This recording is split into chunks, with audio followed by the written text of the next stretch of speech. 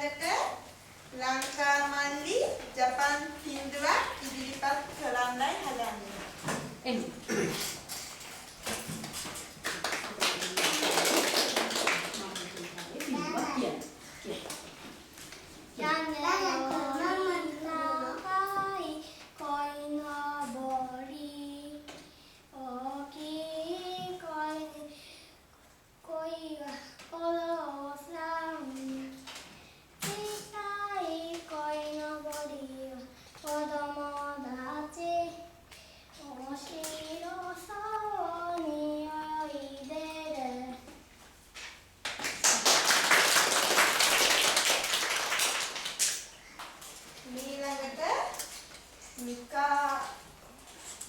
නංගි ජපාන් හින්දුවක් ඉදිරිපත් කරන්නයි හදන්නේ.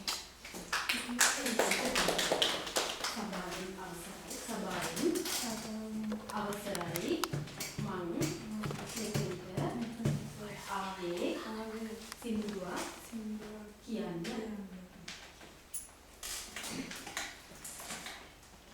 මින්නා 同じ生きているから一人に一つずつ大切な命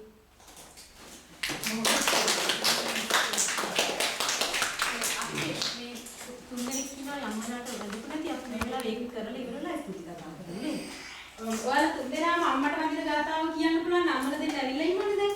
මේ අනිත් අය ඔක්කොම කිව්වනේ. ඒ හින්දා අම්මලාට වදින ගාතාව විතරක් අපි කියලා ඉවර වෙලා ස්තුති කතා කරමු. හා ඒක නෝනා. අම්මලා දෙන්න එන්නකෝ. කියාරගෙන් මම අක්කත් එන්නයි. මෙතෙන්ට එන්නද? ඔයාලා තුන්දෙනා එන්න අනිත් ඔක්කොම කරනකොට අම්මලා හිටියානේ. ඒ හින්දා දැන් අපි මේ තුන්දෙනාට කරමු.